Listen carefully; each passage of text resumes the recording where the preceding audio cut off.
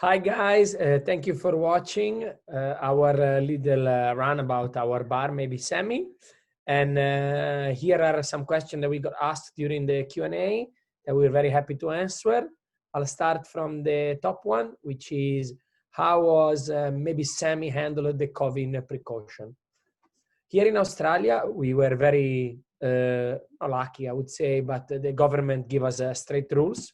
One of them was to apply for a COVID safe plan, which is basically a plan that you need to have in your bar or restaurant and or cafe that has this description of everything you put in act during these bad times, such as washing your hand, stay home if you're sick, um, prevent the spread of the virus by putting table like apart from each other.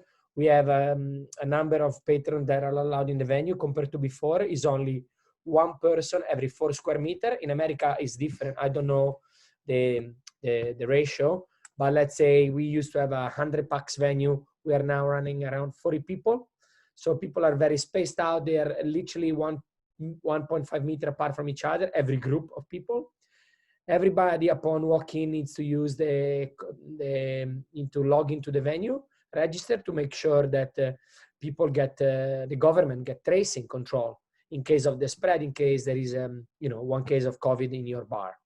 So we start to wear face mask. We have hand sanitizer everywhere.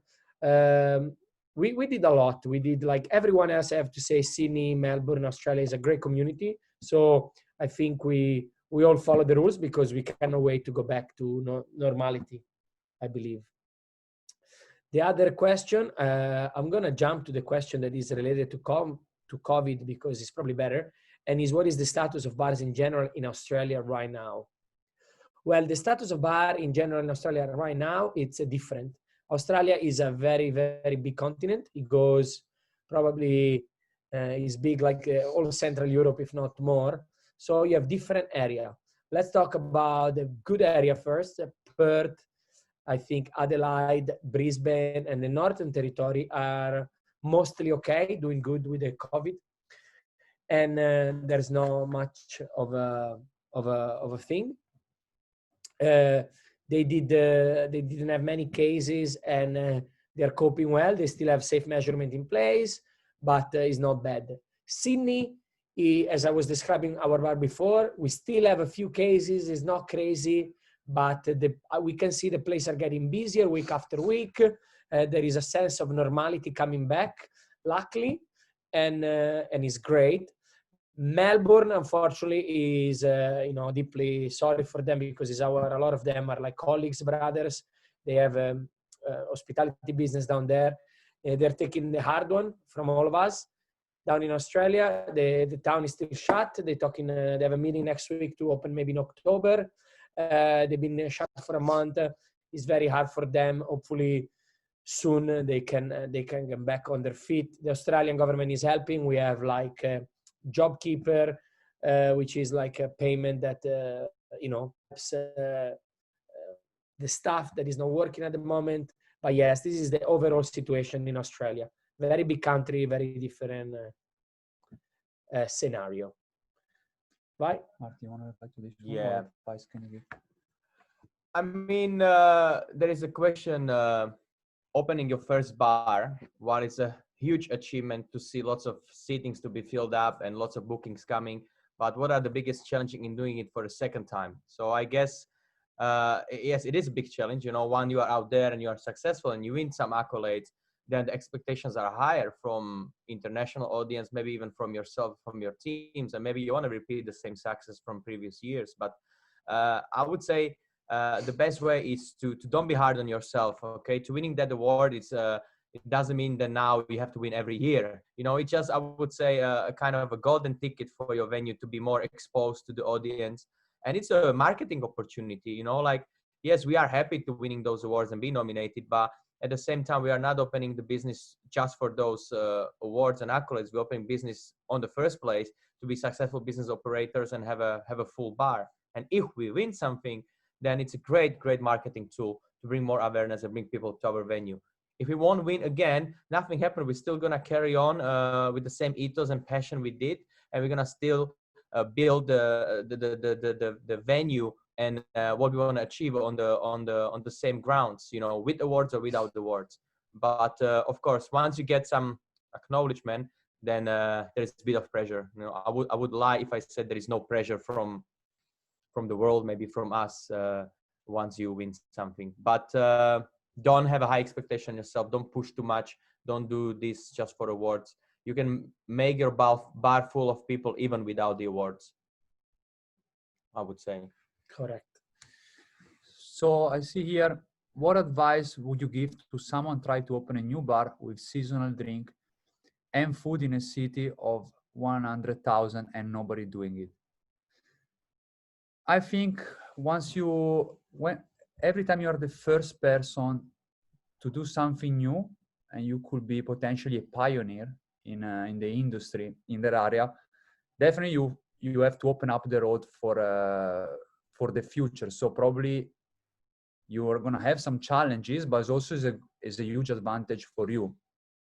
I think the hardest part in here is just make sure everybody's going to know that you're doing something new and something different. So you should use this thing as a tool for your own success.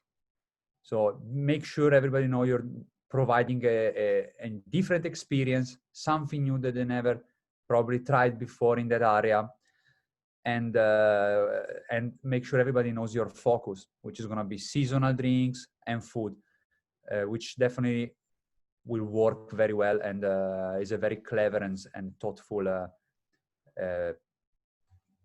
style of business. The last question we have today is, what advice can you give for people wanting to open their own bar? If you would have watched the masterclass we just did, a lot of that is explained in the first part of it. The advice is, first of all, don't go in with all your money, because you never know. Even if you're sure, there's so many things that can happen, you know, you never know. Tornado, COVID-19. But I would advise, just really have a good concept. Love what you're doing. Focus on your team. Make sure everyone is pointing in that direction. If everybody wants to go there, the boat will go there. But if somebody is pulling a little that way, you might end up in South America rather than North America. Remember that boat. Keep that thing straight, and a lot of passion, a lot of love, and a lot of hard work, because that's the only thing you can really do when you're there. And look at the best in the world, which is not us, is other people, the one we look at, that year after year, they keep on pushing and they keep on doing what they love. And some year they're up there, some year they're not, but they always striving for perfection and for a better environment, for a better bar and business. Yeah, believe in what you do. You know, sometimes less is more. You cannot make everyone happy. No. But focus on what you do the best, and believe, as Andrea said, like, find your niche, find your way of providing drinks and food and service you believe is the best for the local client or where you are. You know, sometimes the things which work in London or New York or Singapore might not work in Australia. So find what your local people wants and needs, and try to please them. Yeah. If you're planning to open your own bar, definitely should keep in mind that you have to open it for the people and not just for yourself. Like if you're planning to open a bar to feed your own ego and pleasure, you also have to make sure it's gonna please the people around you in order to become a business more than a hobby and a passion. Unless there is any other question, which I don't see, we are done for the audience. Yeah. Final thoughts? Nothing. Thank you for Tales of the Cocktail to put up another Thank amazing you. year. We are very happy for all the winners that won this year in this difficult time, especially the people are affected very bad in big cities like London, New York, anywhere in the world. We wish you guys all the best. Tales of the Cocktail is a beautiful organization. It's the Tales of the Cocktail Awards are something inspiring that you always want to be there and make you push your boundary. And that's it, guys. Have a good day. Stay strong. Let's keep doing what we're doing well, which is hospitality. And that's the only way to get out of this, because I can think nothing more than people wanted to go in a bar and just have a drink and talk about nothing. Would be better than anything now. Okay, we love you. Thank you very much. Ciao. See you in Australia. Let's one day. stay in touch. Call us. Ciao, ciao, ciao. Ciao.